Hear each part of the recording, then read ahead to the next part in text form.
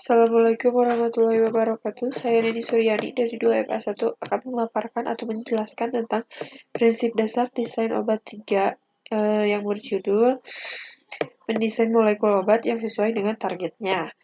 Di sini ada beberapa subtopik. Yang pertama itu ada pendahuluan, yang kedua itu ada identifikasi lead compound senyawa penuntun, yang ketiga itu ada mendesain suatu agonis, dan yang terakhir itu mendesain suatu antagonis.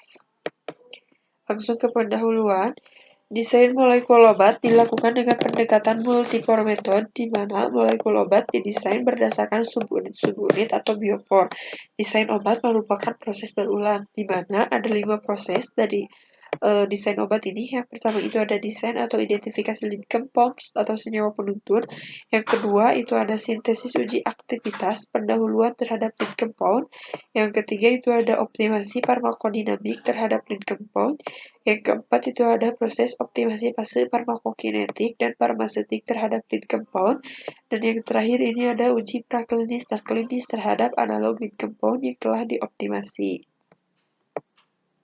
Selanjutnya ada identifikasi lead compound atau disingkat LC. Lead compound mutlak harus ada dalam desain obat. Lead compound, apa sih lead compound itu? Dari tadi ngomongin lead compound terus gitu ya. Lead compound adalah prototip dalam desain obat, di mana upaya optimasi difokuskan pada molekul tersebut. Biasanya merupakan molekul yang telah diketahui aktivitasnya, namun masih perlu optimasi untuk menjadikannya menjadi suatu molekul obat. Jadi, dia itu kayak harus ada tahapan-tahapannya lagi, kayak ada identifikasinya lagi kalau dia mau jadi molekul obat. Nah, di sini ada identifikasi untuk menjadikan dia sebagai molekul obat. Yang pertama itu ada secara kebetulan atau serendipity.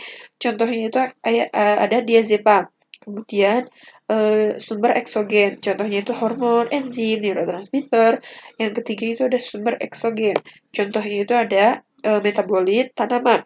Kemudian yang keempat itu ada desain obat rasional, ada sintesis kombinatorial dan HTS, kemudian dan genomics atau proteomics. Selanjutnya, di sini ada sejarah penemuan obat. Kita langsung saja ke desain inhibitor enzim. Molekul obat yang bekerja sebagai inhibitor suatu enzim berarti berperan mencegah enzim bertindak sebagai katalis terhadap suatu reaksi. Di sini ada inhibitor yang bekerja pada sisi aktif. Ada dua macam. Yang pertama itu ada inhibitor reversible, yaitu molekul obat dapat berkompetitif dengan substrat untuk menempati sisi aktif enzim atau disebut dengan competitive inhibition. Jadi di inhibitor reversible ini si substrat ini sama si sisi aktif ini tuh dia tuh kayak berlomba-lomba untuk menempati si sisi aktif ini. Nah, sisi aktif ini. Kemudian di sini ada contoh dari obat yang bekerja sebagai inhibitor kompetitif. Yang pertama itu ada diuretik, statin, AC, dan antidepresan. Selanjutnya, di sini yang kedua itu ada inhibitor irreversible, yaitu inhibitor ini mampu membentuk ikatan kovalen dan dengan suatu asam amino pada sisi aktif enzim dan secara permanen memblok enzim. Jadi kalau yang tadi itu berkompetitif untuk menepati sisi aktif enzim, kalau yang irreversible ini malah memblok enzim tersebut. Inhibitor ini biasanya mengandung gugus fungsi elektrofilik yang dapat bereaksi dengan gugus nukleofilik suatu asam amino. Gugus di sini ada contoh dari gugus elektrofilik, ada apa aja gitu, alkyl halide, epoksida, ketopan jenuh alfa beta, lakton, dan laktam. Selanjutnya ada mendesain obat agonis, nanti selanjutnya ada mendesain antagonis. Nah, tentu untuk mendesain agonis ini ada beberapa syarat. Ada dua syarat yang akan dijelaskan. Yang pertama ini adalah molekul agonis harus mempunyai gugus fungsi yang tepat dengan posisi dan ukuran yang tepat pula. Jadi harus gugus fungsi itu harus tepat, posisi dan ukurannya juga harus tepat gitu ya. Kemudian ada senyawa dengan struktur yang berbeda, namun memiliki gugus pengikatan yang sama terhadap suatu reseptor.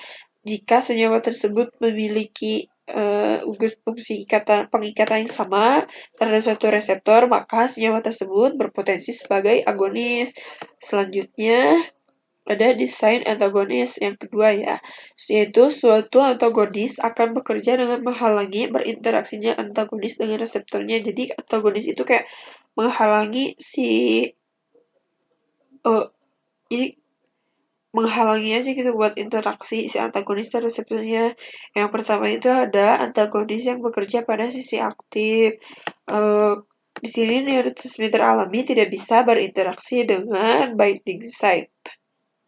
Yang kedua ini ada antagonis yang bekerja di luar sisi aktif. Jadi dia itu nggak masuk ke reseptornya gitu, nggak masuk ke sisi aktifnya, tapi dia tuh hanya nempel di bagian luarnya saja. Jadi bekerjanya tuh dari luar, nggak masuk.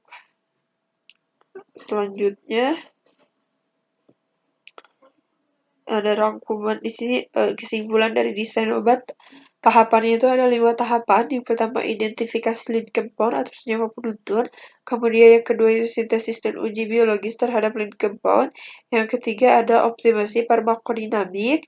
Yang keempat itu ada optimasi farmakokinetik dan farmasetika. Dan yang terakhir ini ada uji klinis dan praklinis senyawa analog. Sekian presentasi dari saya. Mohon maaf bila banyak kesalahan atau ada kata-kata yang kurang tepat, mohon dimaafkan. Wabillahi taufiq wal hidayah. Wassalamualaikum warahmatullahi wabarakatuh.